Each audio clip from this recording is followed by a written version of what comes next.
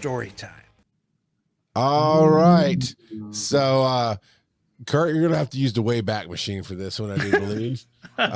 Joe came up with a question. What's your question, Joe? Or Daddy, tell me a story, rather. What's the story? Daddy, tell me a story is, tell me about some dumb things you did as a teenager.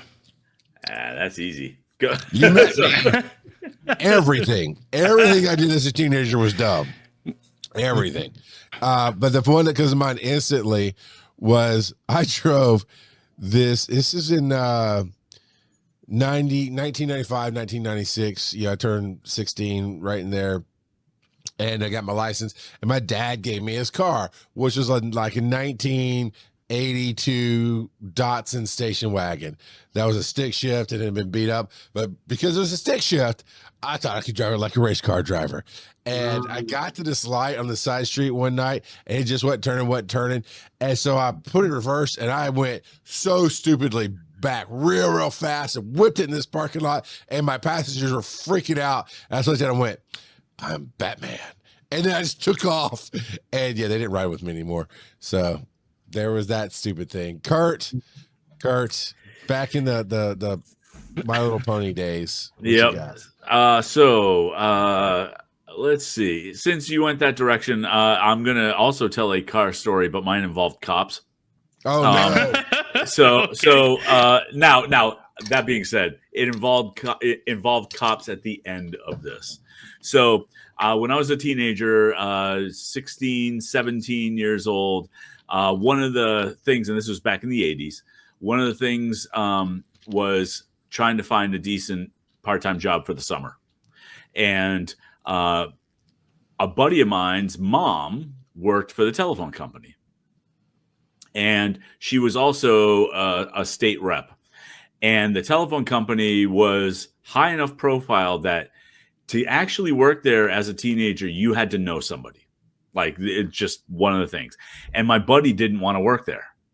So she said, hey, do you want the job? And I said, yes, I do. Because minimum wage at the time was $3.35 an hour.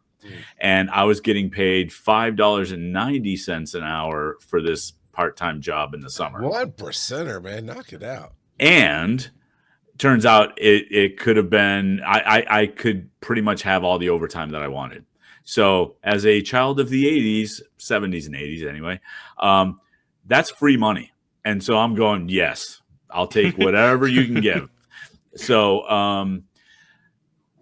I get on site and it's my job is splicing cables. That's all I was doing in manholes for the summer, splicing cables. That sounds kind of fun. It was great because it wasn't as damp as you think it would be. It's kind of air conditioned feeling, and it was awesome.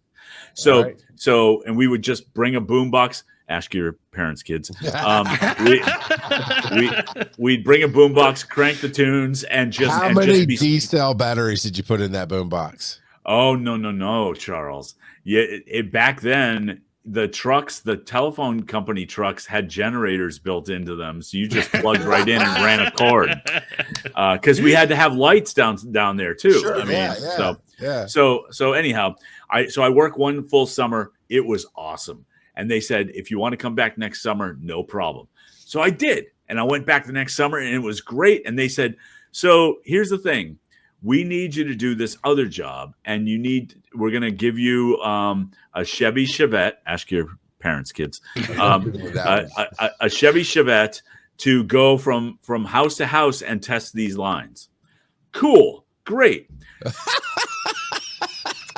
I didn't know how to drive a stick. Oh, no. And so they said, we don't have automatics. Like, we try to save money, and they're all manual transmission. Cars, they didn't even make an automatic. Right. So my first day out on the line, they basically said, okay, we're gonna show you how to drive a stick. And they gave me one of those, or they put me in one of those giant line trucks with the big spools on the back of them and the bucket and everything. Okay. Just giant truck.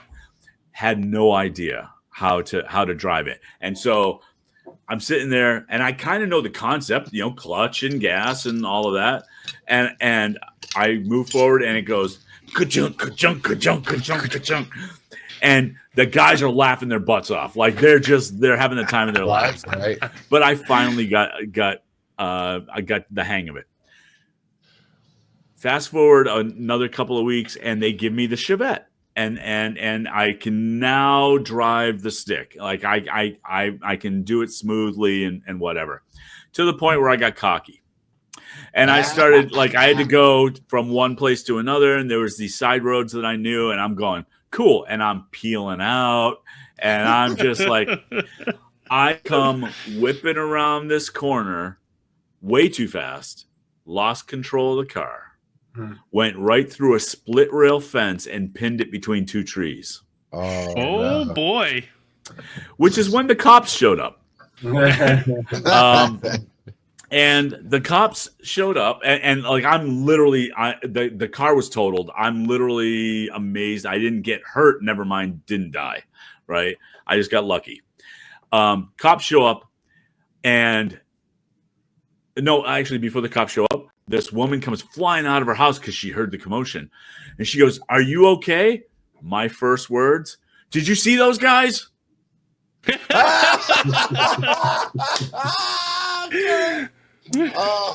For 30 years, there were 3 guys in a pickup truck standing in the bed, driving on the wrong side of the road.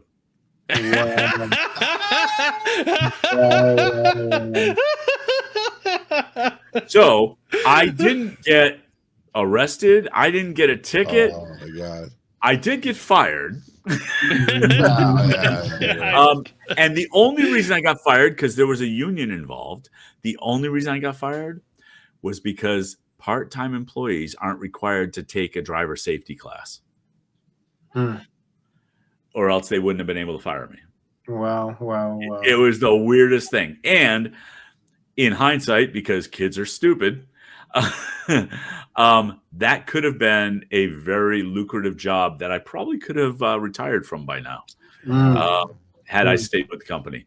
But yeah, it was bad. It was bad. Like literally 30 years my parents thought my story was the real story. Not that I'm saying that it wasn't. I think statute of limitations. There's got to be. So yeah, that was. I think that qualifies. So the real question was on that boombox. What were you listening to? Oh no, that's easy. So back then, it probably would have been the Cars, or maybe even. It probably would have been the Cars. Yeah, you were definitely listening to the Cars when they crash, and maybe some ELO, but more likely Cars at that point. That's funny. Hotep, what's some dumb teenage stuff you did? I don't have anything that can get anywhere close to that. I was really trying to find something. Me and my brothers. So I in my house, I'm the oldest of 3, and then my cousin, we lived in Long Island, and my cousin who's from Queens used to spend a lot of time with us.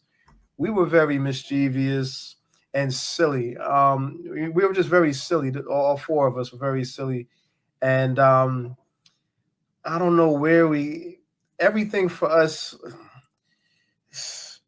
anything that had to do with farts. And butts and anything that was like, we just like that stuff was funny to us, to the extent that one night we decided to go out and just moon people. We would run across the street with our pants down and moon cars as we ran across. I don't know where we got that idea from, but it was fun but stupid, as you guys said. Yeah. So that's the story I can think about right now. What year was that around? That was probably around 1988, 89. Well, no, I ask because you don't hear about anybody mooning anyone anymore.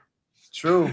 Right? It was a big deal back then. Like, yes. it happened all the time. From the bus I probably got it from one of them. Like I used to, like the Nerds movies, Right. Revenge of the Nerds. Yeah. That was so. Okay, thank you for putting it in context. 'Cause that was the thing. That's like what we did as teenagers, silly boys, man. Yeah, it's funny. Yeah. So when I see you at the next con, we're at to moon each other. It'll be all right. Joe? That's a young man's game. Yes. So to keep with the theme of things, I was working at my first job ever at a Burger King. I got off my shift. It was downpouring, and I had to walk home. So I'm walking home. I'm drenched. Every time a car passes by me, they're spraying water all over me. And so I'm walking along, and I'm just mad. I'm angry. I'm soaked. I'm miserable. And I decide next car that comes by, I'm going to moon them as they splash me. Well, I mooned them, and then I looked over because I just heard them coming. I didn't actually see, and it was a cop. And so I take off running because I didn't want to get in trouble. And in hindsight, there's no way a cop's going to stop in a torrential downpour to get after a kid for mooning. And so, but I turned a corner, and then I went behind a house. I went in their driveway and behind a house, waited till the cop had passed, and there was no way he was going to stop. But I was angry and miserable, and decided on a whim I was going to moon the next car that came by.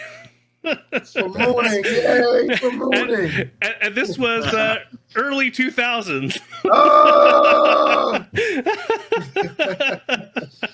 The sad part is it was after he graduated from college.